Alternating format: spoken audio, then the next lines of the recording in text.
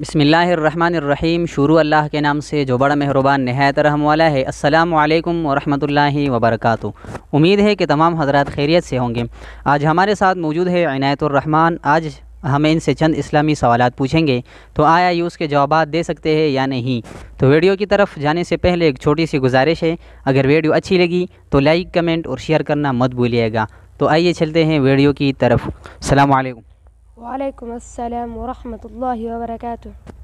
آج کا جو آپ سے میرا پہلا سوال ہے وہ یہ ہے کہ حضرت یوسف علیہ السلام کے والدین کا کیا نام ہے؟ حضرت یوسف علیہ السلام کے والد کا نام یعقوب اور والدہ کا نام راحیل ہے۔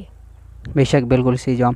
حضرت یوسف علیہ السلام کو جب بھائیوں نے کنویں میں پھینکا تو اس وقت حضرت یوسف علیہ السلام کی عمر کتنی تھی؟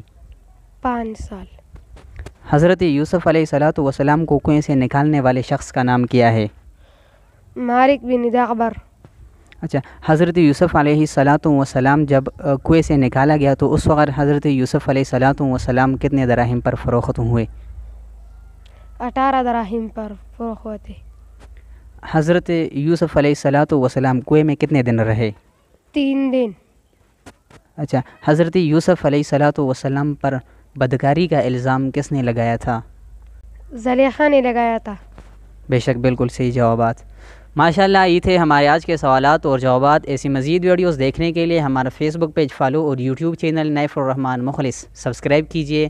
پھر ملیں گے دوسری ویڈیو میں، اس وقت تک اپنا بہت بہت خیال رکھیں۔ اللہ حافظ۔